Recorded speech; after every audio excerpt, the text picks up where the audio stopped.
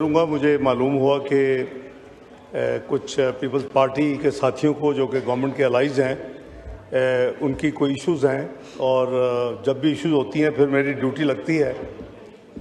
तो मैं आपके तवज्जुह से जनाब स्पीकर, कल भी मैंने एक मीटिंग की थी आपकी मौजूदगी में, अपने साथी भी मेरे थे, लॉ मिनिस्टर साहब थे, तारिक ज़वाहिरी साहब थे, नवीद कमर साहब थे, जखानी साहब थे। तो चूँकि दोनों पार्टी की जो लीडरशिप है, पीपल्स पार्टी की भी लीडरशिप, बिलावल भुट्टो साहब चेयरमैन जो हैं वो ट्रैवल कर रहे हैं और ज़रदारी से भी आउट ऑफ कंट्री हैं और प्राइम मिनिस्टर साहब भी आज सुबह तशरीफ़ लाए अपने दौरे से।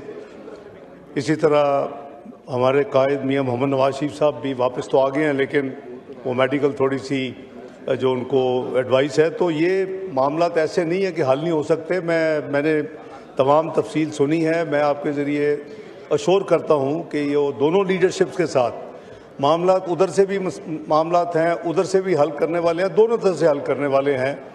वो गोलाबारी, फिर जवाबन गोलाबारी, वो सारी रोकनी पड़ेगी। तो इंशाल्लाह ये रुक जाएगी। को पहली दफ़ा नहीं रोक रहे, अल्लाह के फजल करम से दोबारा रोकेंगे। तो मैं जनाब राना, आपकी इजाज़त है, राना तनवीर साहब को, आज़म तारिक साहब को रिक्वेस्ट करूँगा कि जो साथी हो सकता है फ्राइडे अवेल करके जल्दी से एयरपोर्ट पे पहुंच गए हों, लेकिन जो साथी हैं पीपल्स पार्टी के, उनको आप ज़रा मेहरबानी करके ले आएँ, क्योंकि मेरी जो विज़िट आज की हाउस में थी वो तय कर दूँगा। तो ये साथी जाके ले आते हैं जो साथी है। एक तो ये है जी।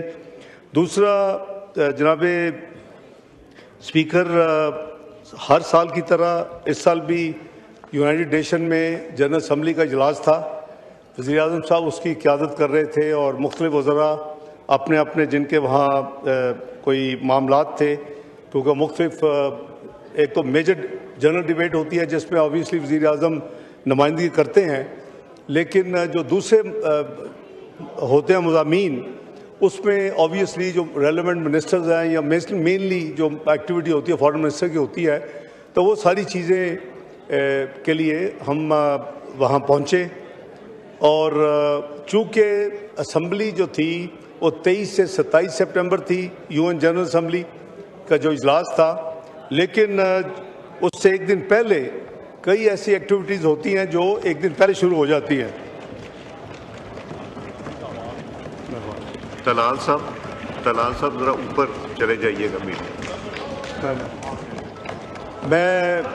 मैं मशकूर हूँ अपने भाइयों का, अपने साथियों का, और इनमें अक्सर काफ़ी तजर्बाकार हैं जिनको पता है कि जब इश्यूज़ होती हैं तो फिर हम आपस में मिलकर इश्यूज़ को हल भी कर लिया करते हैं। इंशाल्लाह मेरे नज़दीक वो सीरियस इशू नहीं है। इंशाल्लाह हम इसको पीपल्स पार्टी की लीडरशिप के साथ और मुस्लिम लीग नून की लीडरशिप के साथ कम्युनिकेशन करके अगले 2-4 रोज़ में इंशाल्लाह इसको रिजॉल्व करेंगे जी।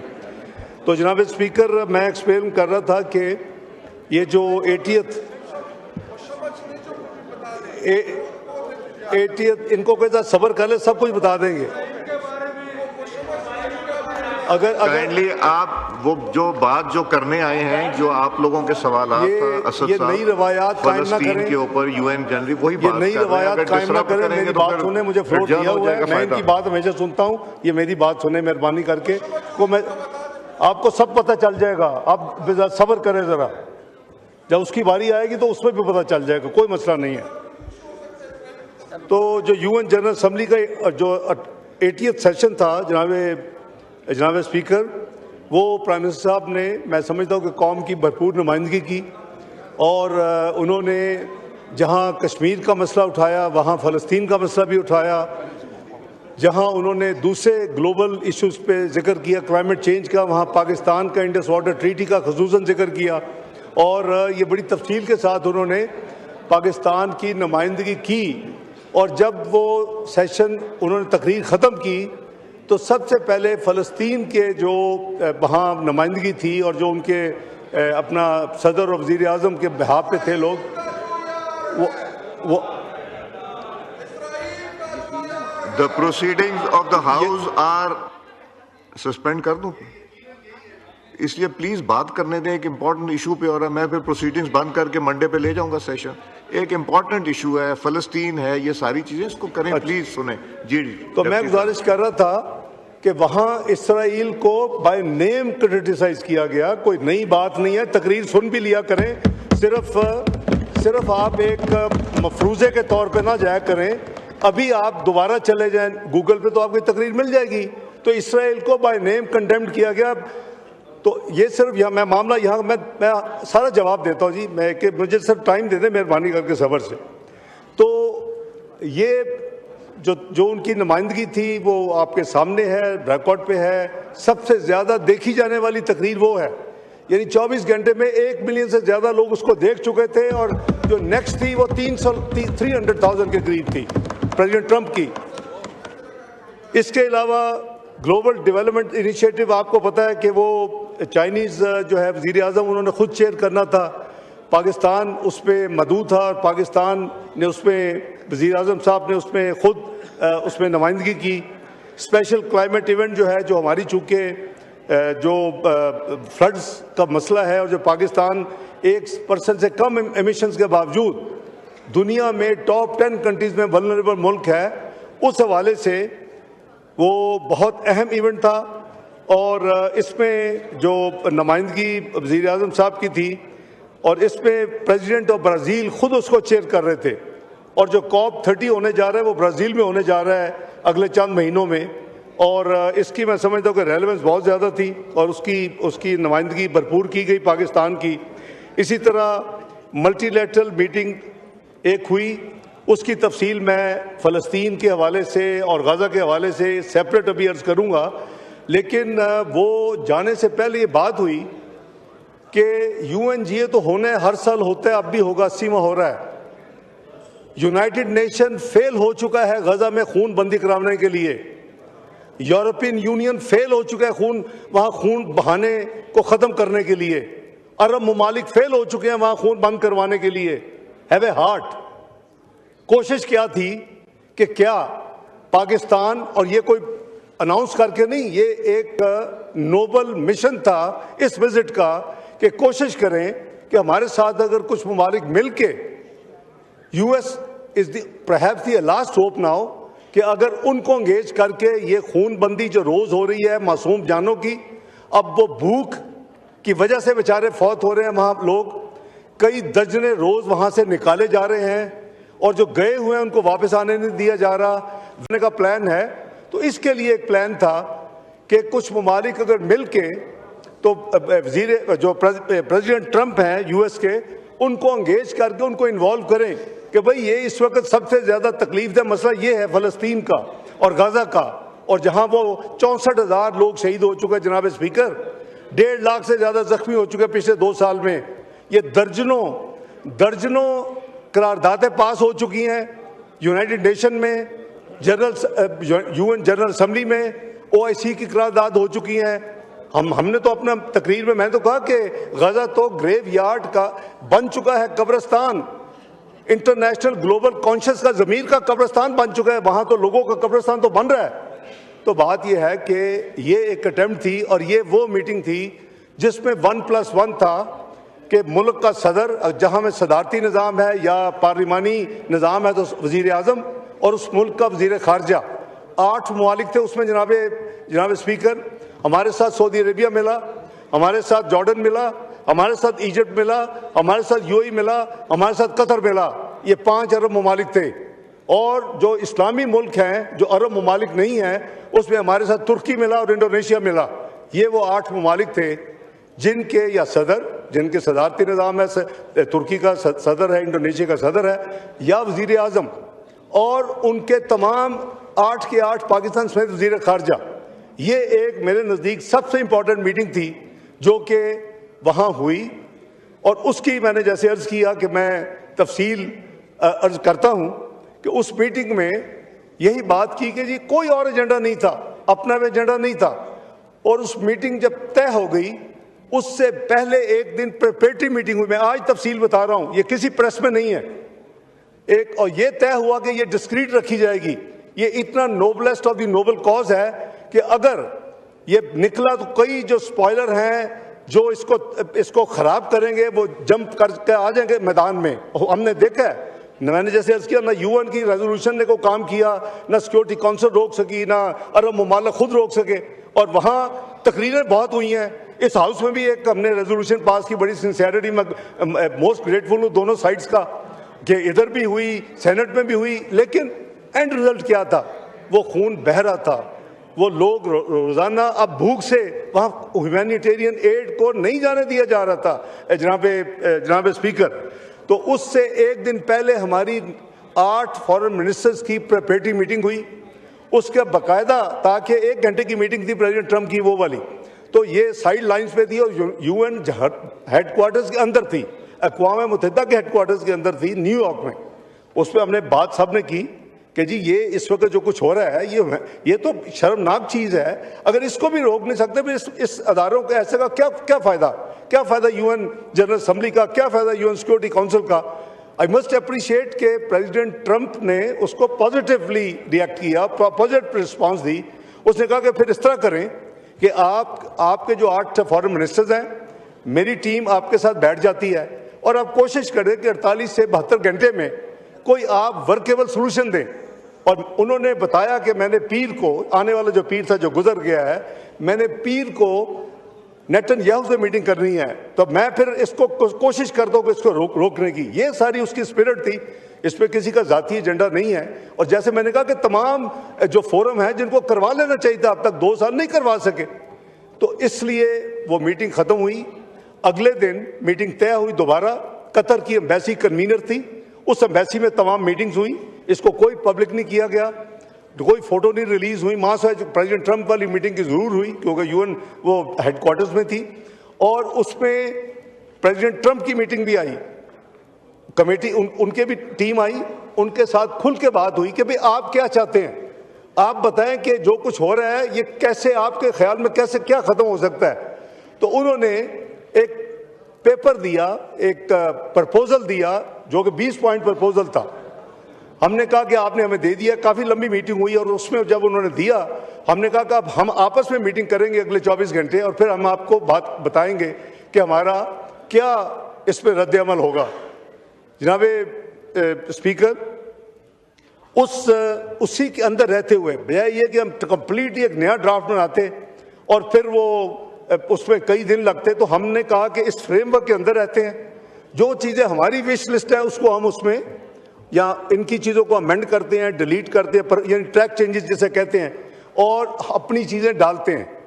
हमने उस हवाले से कई मीटिंग्स की, अगले 24 घंटे में 3 मीटिंग्स हमारी हुई, एक्सचेंजेस हुई, और वहाँ हार्ड कॉपीज हम एक्सचेंज कर रहे थे एक दूसरे के होटलों में, ताकि अगर वो ना हो कि कोई चांस है रोकने का इस खूनबंदी का तो वो भी ख़त्म हो जाए। वो अल्हम्दुलिल्लाह जुमे को रात को जब मैं वहाँ से निकल रहा था तो ये फाइनल जो ड्राफ्ट बना हमारी तरफ से, 8 मुल्कों की तरफ से, अकेला पाकिस्तान उसमें नहीं है, 8 मुल्कों की तरफ से जो ड्राफ्ट बना, वो ड्राफ्ट फैसला हुआ कि जी अब इसको दूसरी तरफ एज पर अंडरस्टैंडिंग हम भेज दें कि जी हमारा ये ड्राफ्ट है as a counter draft to you. वो जो ड्राफ्ट वहाँ गया, हमने वो रीफ्यूलिंग करनी थी वापसी पे, तो हम जब लैंड किया करीबन हम 2 घंटे वहाँ से अभी निकले थे न्यूयॉर्क से, तो मुझे अब हमारे एम्बेसडर साहब का फ़ोन आया जो हमारे परमानेंट रिप्रेजेंटेटिव हैं, ambassador Asim Iftikhar, very intelligent, Pakistan को बड़े अच्छे तरीके से सलामती काउंसिल की जो मेंबरशिप में चला रहे हैं, अपनी जिम्मेदारियाँ अदा कर रहे हैं। उन्होंने कहा जी कि यहाँ एक फ़ाइनल चीज़ है। मैंने कहा क्या रह गया, कुछ चीज़ रहेगी? कर नहीं, कुछ ममालिक कह रहे हैं कि जी 8 के 8 फॉरेन मिनिस्टर साइन करें इस डॉक्यूमेंट पे, और कुछ का ख्याल है कि इसकी ज़रूरत नहीं है, जैसे उन्होंने दिया हम भी ये ड्राफ्ट दे दें हमारी, तो ये तो एक कंट्री टू कंट्री हो रहा है, कोई ऐसी बात नहीं है, तो कोई ये नहीं कि खुदा ना खास। तो ये मैंने कहा कि देखो ये अरब ममालिक, उसमें 5 अरब ममालिक है, 3 इस्लामी मुल्क है पाकिस्तान समेत, उनको कहो कि जी, क्योंकि एक ग्रुप था कि जी नहीं होना चाहिए, दूसरा ग्रुप था साइन, ये भी एक मामूली चीज़ थी मेरे नज़दीक। तो मैंने कहा कि इनको कह जी आप फैसला कर लें, मेजॉरिटी अगर आप फैसला करते हैं कि जी साइन होने चाहिए तो हम इलेक्ट्रॉनिकली साइन करवा लेते हैं, अभी साइन आप कर रहे हैं मेरे बिहाफ पे। अगर आप समझते हैं कि नहीं होने चाहिए तो आप जमा करा दें, इसको भेजें। तो by the time we landed next destination सुबह अगले दिन, क्योंकि 8 घंटे 9 घंटे का सफ़र था, तो मुझे कंफर्म कर दिया गया कि अमेरिकन साइड को ड्राफ्ट मिल गया। ये सैटरडे का दिन। अब जो फाइनल मंडे को उनकी जो मीटिंग होनी थी, जो कि मैं पता था कि उनकी मीटिंग होनी है, तो इसमें जनाब स्पीकर जो उन्होंने अनाउंसमेंट्स की, जो उन्होंने मंडे को अनाउंसमेंट्स की, और मैं मंडे को लंदन से पाकिस्तान आ रहा था, सुबह 10 बजे से लेके रात 10 बजे, 4 घंटे का फ़र्क है, 10:30 बजे मैंने लैंड करना, 10:30 वहाँ चला था। तो उस दौरान ये उन्होंने, अमेरिका ने अनाउंसमेंट भी की और 20 पॉइंट प्लान भी एक अनाउंस किया साथ, 20 पॉइंट ही चल रहा है थ्रू आउट। तो मुझे सऊदी वज़ीर ख़ारजा का मैंने फ़ोन जब ऑन किया तो मैसेज थे, तो मैंने उनसे बात की, मैंने कहा खैरियत है। उन्होंने कहा कि ब्रदर वो उन्होंने हमारा जो भेजा था, अक्सर जो अर्जेंट चीज़ें हैं वो तो माननी हैं, लेकिन कुछ चीज़ें अभी भी हमें उनको एंगेज करना पड़ेगा। क्या चॉइसेस थी? 2 चॉइसेस थी, ये मैं सऊदी वज़ीर ख़ारजा को कोट कर रहा हूँ। एक चॉइस ये है कि हम कहें नहीं, अभी हम कंटिन्यू करेंगे और शायद इसराइल को ये सूट करेगा कि ये अभी चलता रहे मामला, जितने और मार सकते हैं, जितने और खून रेजी हो सकती है, जितने और लोग निकाल सकते हैं ब्रदर, और we let it to be implemented. जो उन्होंने अनाउंस किया प्रेसिडेंट ट्रंप ने अपनी ट्वीट और 20 पॉइंट्स, और हम अपनी एक जॉइंट स्टेटमेंट इशू करें, और वो जॉइंट स्टेटमेंट जो है वो हम रिकॉर्ड पे भी ले आए और उनको भी भेज दें। मैंने कहा बिल्कुल आप सही फरमा रहे हैं, हमें ऐसे करना चाहिए। और लेकिन मैंने कहा जॉइंट स्टेटमेंट को बनाई है, तो उसने कहा मुझे आधा घंटा दो, यहाँ ड्राफ्ट सारे बैठे हुए हैं, यहाँ ड्राफ्ट तैयार है, वो जॉइंट स्टेटमेंट मैं आपको भेजता हूँ। मुझे वो 11:30 रात मिली, पीर की रात को। अब मैं उनसे एंगेज हूँ टेलीफोन पे भी, अदरवाइज भी। मैं वो चेंजेस आपको नहीं वॉक थ्रू करूँगा। वो शायद जो भी कुछ साथी कह रहे थे वो इसराइल के हवाले से कोई नाम वाम थे, मैंने वो भी कटवाए इससे। मैंने कहा हम इसराइल का नाम नहीं सुनना चाहते। हमारी ट्रैवल डॉक्यूमेंट जो है, मैंने यार इजाजत दो ना भाई, हमारी ट्रैवल डॉक्यूमेंट कहती है valid for all countries of the world accept Israel. उन्होंने गारंटी सिक्योरिटी वगैरह की बात थी कि जी ज़्यादा कि जब होगा तो जो सिक्योरिटी की गारंटी होनी चाहिए फ़लस्तीनियों के लिए भी, इसराइल के। मैं कहा ये लफ्ज़ ये हमारा नो गो एरिया है। तो जो फाइनल स्टेटमेंट हमारी रात 1 बजे फाइनल हुई आपस में शटलिंग के बाद, जाहिर है कि वो अकेले तो फैसला नहीं कर सकते थे। उन्होंने कहा brother I will pass your sentiments to all the other 6 brothers and I will get back to you. रात 1 बजे स्टेटमेंट फाइनल हुई, वो मैं पढ़ देता हूँ, आपके रिकॉर्ड पे भी लिखवा देता हूँ। The foreign ministers of the Hashemite Kingdom of Jordan, the United Arab Emirates, the Republic of Indonesia, the Islamic Republic of Pakistan, the Republic of Turkey, the Kingdom of Saudi Arabia, the State of Qatar, and the Arab Republic of Egypt welcome President Trump's leadership and his sincere efforts to end war in Gaza, and assert their confidence in his ability to find a path to peace. They emphasize, yani 8 countries emphasize the importance of the partnership with US in securing peace in the region. Tisra, along these lines, the ministers welcome the announcement by US regarding his proposal to end the war, ye unhone announce kiya, rebuild Gaza, prevent the displacement of the Palestinian people jo nikal rahe the, and advance the comprehensive peace, as well as his announcement that he will not allow, very important, annexation of West Bank, जो Israel announce कर चुके हैं as a country, as a parliament, कि हम इसको annex करेंगे, ये Israel का हिस्सा होगा। वो कैटेगोरिक हमने उनसे ये कमिटमेंट ली और प्रेसिडेंट ट्रंप ने इसको अनाउंस किया, and he will not allow the annexation of the West bank. अगला पैरा क्या कहता है? द मिनिस्टर्स, ये 8 का है ये statement, the ministers affirm their readiness to engage positively and constructively with the United States and the parties toward finalizing the agreement and ensuring its implementation in a manner that ensures peace, security and stability for the peoples of the region. मेरे नज़दीक अगला para इससे भी important है, जो closing para है। हमारी इसमें इनपुट रात 10:30 से लेके 1 बजे तक ये शटलिंग हुई है, ये फाइनल डॉक्यूमेंट है। 8 countries, Foreign Minister कह रहे हैं, they reaffirm their commitment, joint commitment to work with the US to end the war in Gaza through a comprehensive deal that ensures unrestricted delivery of sufficient humanitarian aid to Gaza, number 1. No displacement of Palestinians, number 2. The release of hostages, number 3. A security mechanism that guarantees the security of all sides, number 4. full Israeli withdrawal, please, full Israeli withdrawal, number 5. Number 6, rebuild Gaza and creates a path for a just peace on the basis of the two-state solution. यही है ना हमारा to state solution, ये पाकिस्तान की policy तो यही है। ये किसी एक की ना हो तो और बात है, पाकिस्तान की पॉलिसी है two state solution, under which Gaza is fully integrated with the West Bank. West Bank इसका हिस्सा होगा, it will not be taken away as part of Israel in a Palestinian state, in a Palestinian state in accordance with international law as key to achieving regional stability and security। ये वो statement है जनाब speaker, ये 29 सितंबर को रात हमने, अच्छा ये पाकिस्तान ने नहीं की, ये जो 8 कंट्रीज मैंने पढ़ी हैं, आप किसी कंट्री की वेबसाइट पे फॉरेन ऑफिस में चले जाएं, आपको ये स्टेटमेंट मिलेगी, फुल स्टॉप कॉमा एक लफ्ज इसमें तब्दीली नहीं होगी।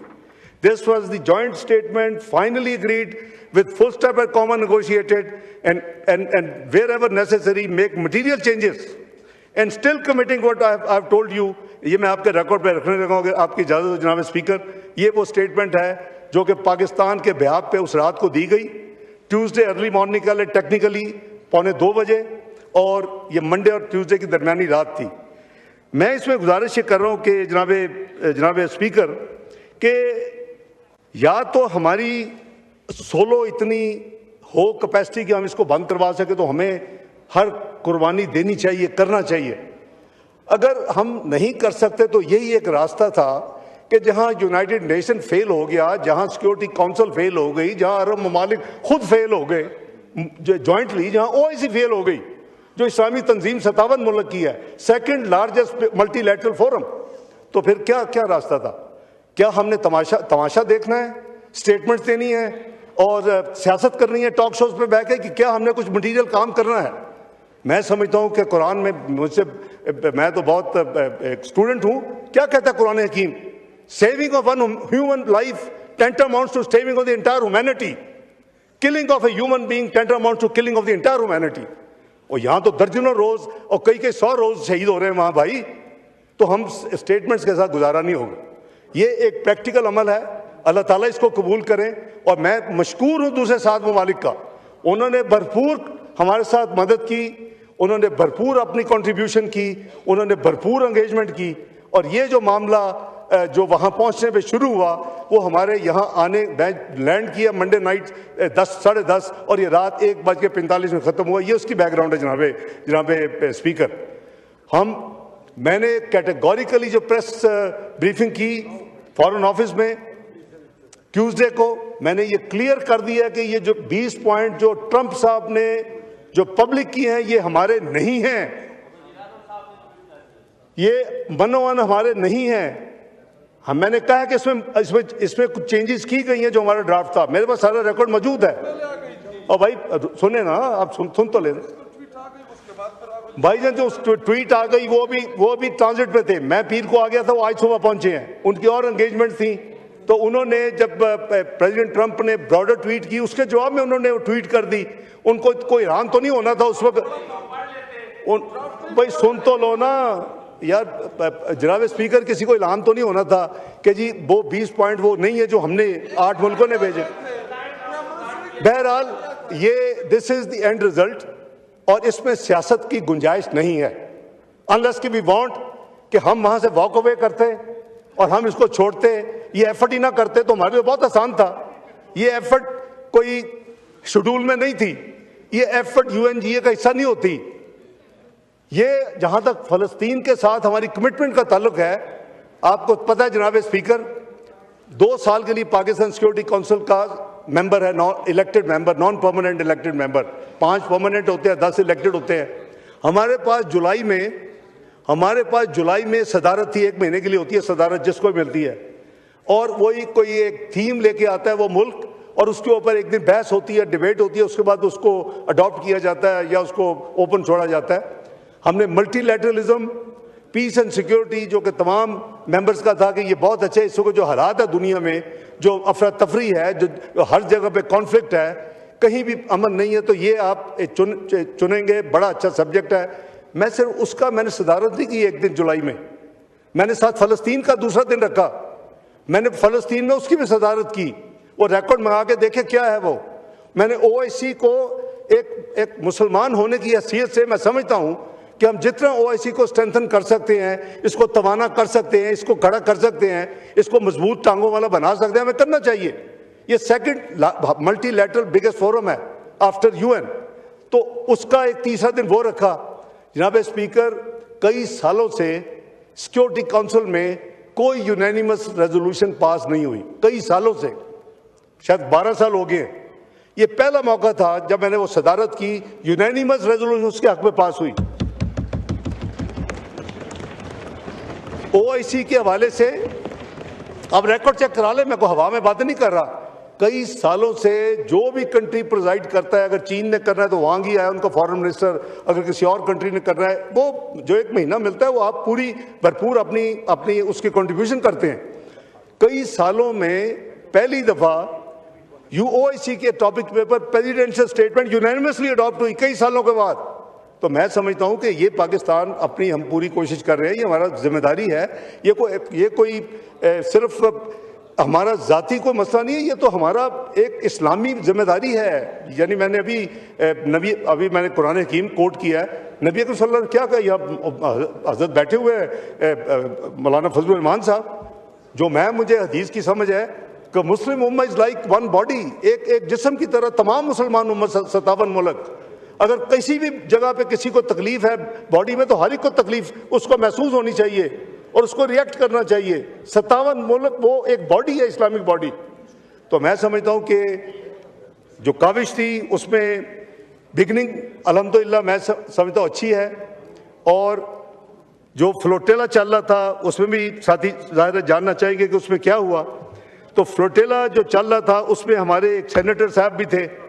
अभी तक चूँकि हमारी इसराइल से कोई ना कोई रवाबत है किसी किस्म का, ना हमारी कोई उनसे सफारती तल्लुकात हैं, और उन्होंने ये 40 जो उसमें आ रहे हैं प्रेस में, जो हमें हमारी इत्तला है फॉरेन ऑफिस की, करीबन 45 ये फ्लोटेलास हैं, और 45 जो शिप्स हैं उसमें उन्होंने करीबन 22 के करीब उन्होंने पहले 22 को कैप्चर किया है, उनके तमाम लोगों को उन्होंने डिटेन किया, जिसमें हमारी इत्तला के मुताबिक कंफर्म नहीं है, लेकिन हमारी इत्तला के मुताबिक सेनेटर मुश्ताक साहब जो फॉर्मर सेनेटर है पाकिस्तान सेनेट के, जमात इस्लामी से उनका ताल्लुक है, लेकिन वो पहले पाकिस्तानी है, बाद में जमात का ताल्लुक है, वो उसमें हैं। हमने जब से ये परसों रात से न्यूज़ आई है, हमने एक तीसरे यूरोपियन मुल्क को इन्वॉल्व किया है जो इन्फ्लुएंशियल है, उनके हम सफारती प्रोसेस को इस्तेमाल कर रहे हैं। उनको हमने कहा है कि आप वहाँ उनसे रब्ता करें, हमारे इस सेनेटर साहब को पूरी कोशिश करके इनको आप फौरी तौर पे वहाँ से रिलीज़ करवाएं। उन्होंने कहा कि जुमे की रात तक तो उन्होंने लोगों को जो डिटेन किया, देयर इज़ नो एक्टिविटी। मैं आपको एक दूसरे मुल्क की फॉरेन मिनिस्ट्री की बात बता रहा हूँ।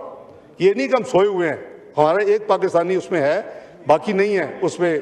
जो भाईजान वो नहीं है अभी, इस पहले 25 में नहीं है, उस पहले में नहीं है, उसमें मुश्ताक साहब है, वो पीछे होंगे।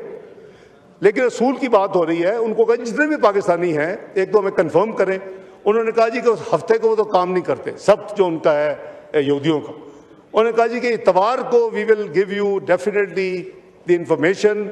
हम उनका बहुत तल्लुक है, वो एक मेजर मुल्क है यूरोप का, बेहतर है मैं उसका नाम ना लूँ तो मुनासिब होगा। लेकिन मैं परसों रात से उनसे एंगेज हूँ, फॉरेन मिनिस्ट्री एंगेज है, और पूरी कोशिश है कि जितनी जल्दी हो सके हम जितने भी पाकिस्तानी हैं उनको हम हिफाजत से और इंशाअल्लाह इज़्ज़त और एहतराम से वहाँ से एग्ज़िट करवाएं और उनको रिट्रीव करें। तो ये जूजुत इसकी को मज़ीद तफसील आएगी। मैं इंशाअल्लाह इस हाउस में यार शमा को बात आप शमा आती है, वो अंधेरा नज़र नहीं आता तो आ जाएगा ना, आखिर में शमा भी आ जाएगी। शमा ही आती है नज़र आपको, और कुछ नहीं नज़र आता। वहाँ वो खंबे लगे हुए वो नज़र नहीं आते, शमा नज़र आती है आपको।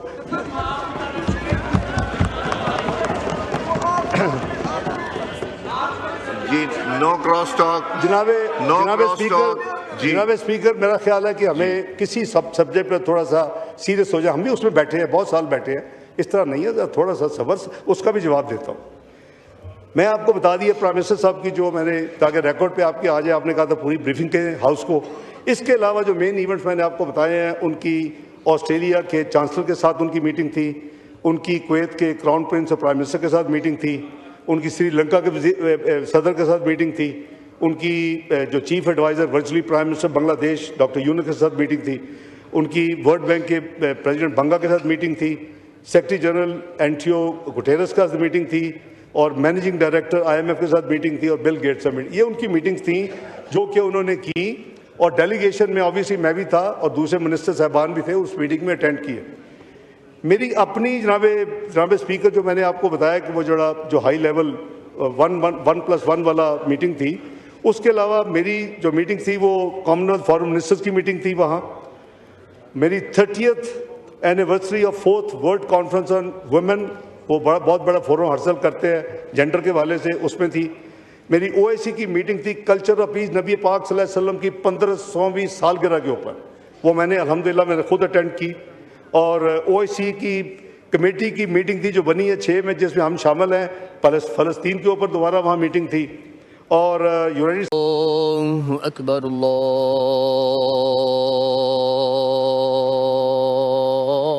अल्लाहु अकबर, अशहदु अल्ला इलाहा इल्लल्लाह,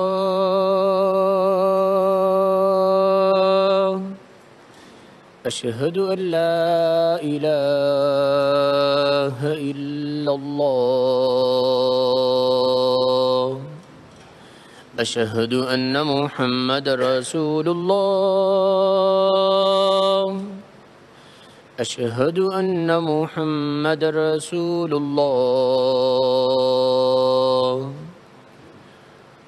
हय्या अलस सलाह,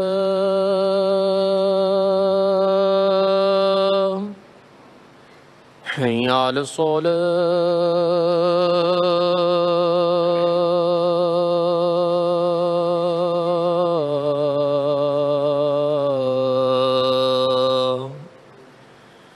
हय्या अलल फलाह, हय्या अलल फलाह।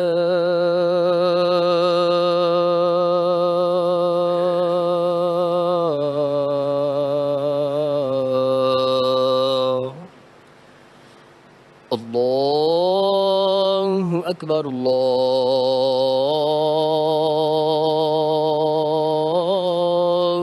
अकबर, ला इलाहा इल्लल्लाह।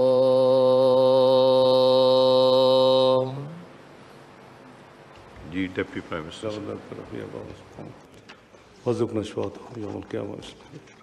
जी जनाब स्पीकर, मैं अर्ज़ कर रहा था कि हम सब की जान भी कुर्बान हरमैन शरीफैन के लिए खुदा न खास्ता कभी कोई रिस्क हो या कोई ख़तरा हो, तो ये तो हमारा ईमान है।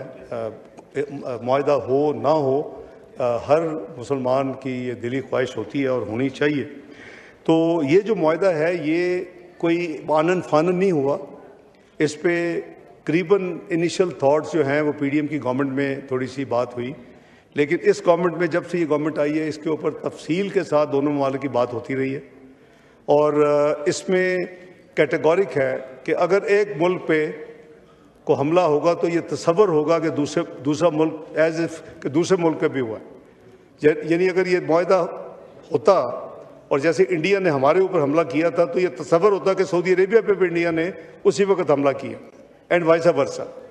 तो मैं समझता हूँ कि जो वो कहते हैं कस्टोडियन ऑफ द हरमैन शरीफैन, मुहाफ़िज़ीन कस्टोडियन, अल्लाह ताला ने हमें अल्हम्दुलिल्लाह लफ्ज़ क्या होगा जी इसका, हाँ, तो वो जो कस्टोडियन है वो तो उनकी गुड लक है, खादमैन है, वो अपने आप को कहते हैं खादमैन हरमैन शरीफैन। तो हमें मुहाफ़िज़ीन में अगर अल्लाह ताला ने शामिल कर लिया है तो हमारी खुशकिस्मती है।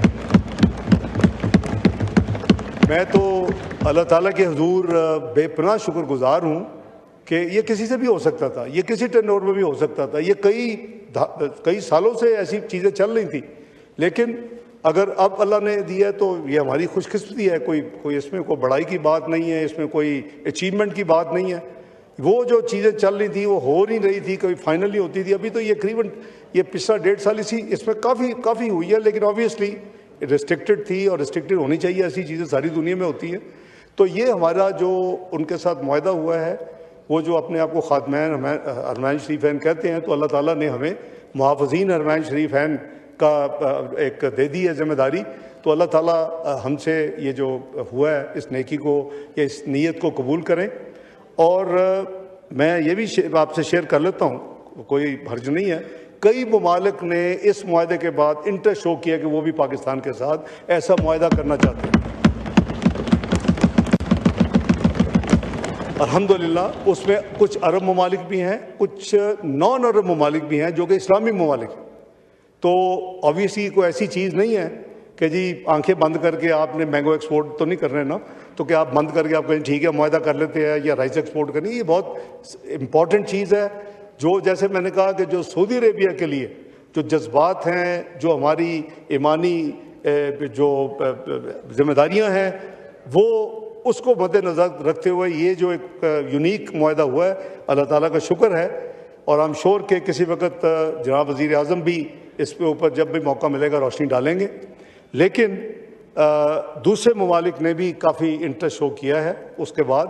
और इवन यूएन की जनरल असम्बली में मुझे कुछ फॉरेन मिनिस्टर भी मिले हैं। मैं अभी प्राइम मिनिस्टर आज ही सुबह तशरीफ़ लाए, मैं उनसे शेयर भी करूँगा।